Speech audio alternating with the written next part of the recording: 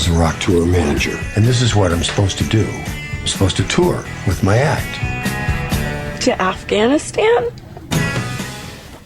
Bill Murray, Tania, qui revient à la comédie. On s'en parlait pendant la pause. On l'a pas vu. En tout cas, moi, je l'ai pas vu depuis Lost in Translation. C'est il y a 1000 ans.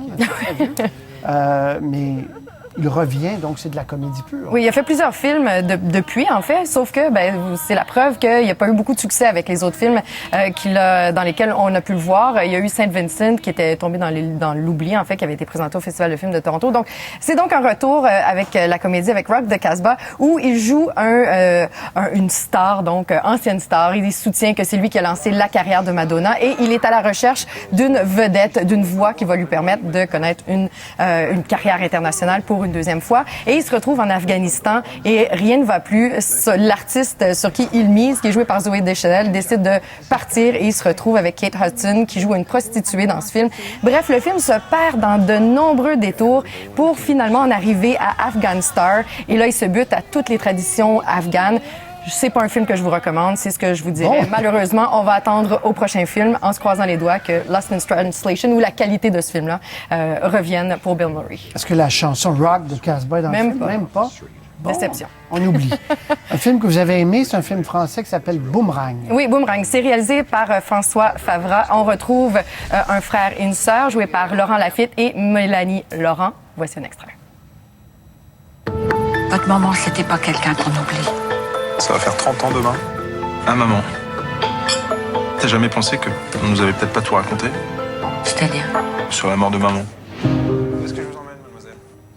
Alors, ce qui m'a beaucoup plu de ce film, on est dans le suspense et c'est donc un secret de famille qui va se dévoiler une couche à la fois. C'est le frère qui va tenter de trouver le secret de famille qui a été caché par toute la famille pendant une trentaine d'années. Et j'ai beaucoup aimé parce qu'il y a une complexité et ce qu'on pense qui va arriver n'arrive pas, c'est autre chose. Et donc, Mélanie Laurent et Laurent Lafitte sont vraiment excellents dans les rôles principaux. Alors, c'est un film que je vous recommande. Donc, Tatiana de René qui avait écrit le livre à l'origine. Donc, on sent qu'il y a une recherche au niveau du scénario et ça se traduit très bien à l'écran. Très bien. Et puis, un film avec Christopher Plummer, très attendu. Oh, vous faites la grimace déjà. C'est Remember et c'est très attendu parce qu'on aime Christopher Plummer. Atom Egoyan avait connu un échec total avec son précédent film au Festival de films de Cannes. Alors, on espérait que le réalisateur canadien revienne avec un triomphe. La prémisse est intéressante. Là aussi, on est à la recherche d'un secret. Voici un extrait. Tu te rappelles ce que tu as promis de faire une fois que ton épouse serait décédée? J'ai tout planifié pour toi. Tu dois suivre ces étapes à la lettre. Il s'appelle Otto Wallich. Alors, c'est un film qui a beaucoup de potentiel parce que l'histoire est très complexe. Là encore, le dénouement est assez étonnant. Christopher Plummer, 85 ans, part à la chasse à l'homme pour trouver quelqu'un qui a été marquant dans son passé. Je veux pas trop vous en dire parce que si vous décidez d'aller voir ce film, eh bien, vous comprendrez qu'il ne faut pas trop en dévoiler. Cela dit, il y a quelque chose d'un petit peu archaïque dans la manière de réaliser. C'est un thriller qui aurait bénéficié justement d'un petit peu plus de raffinement au niveau de l'histoire, de la narration. Donc, déception et je ne suis pas la seule. C'est un film qui a été durement critiqué.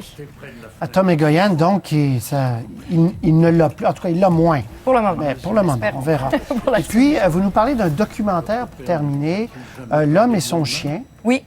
C'est Hélène Choquette qui est dans le monde du documentaire qui porte un regard sur les itinérants. Regard tout à fait nouveau. Regardez ça.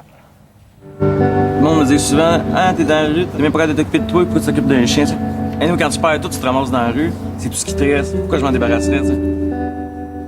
Justement, Chienne de vie parle de la relation des itinérants avec leurs chiens, que pour eux, c'est souvent une question de survie, mais c'est un couteau à double tranchant parce que ça peut aussi être un fardeau. Ça prend l'affiche seulement à Excentris à compter de demain. En fait, pour tous ces films, c'est à compter de demain qu'on peut les voir en salle. OK. Alors, si on résume, c'est Boomerang, le film français que vous avez préféré cette semaine. L'incontournable ce week-end, ouais. Très bien. Merci, Tania.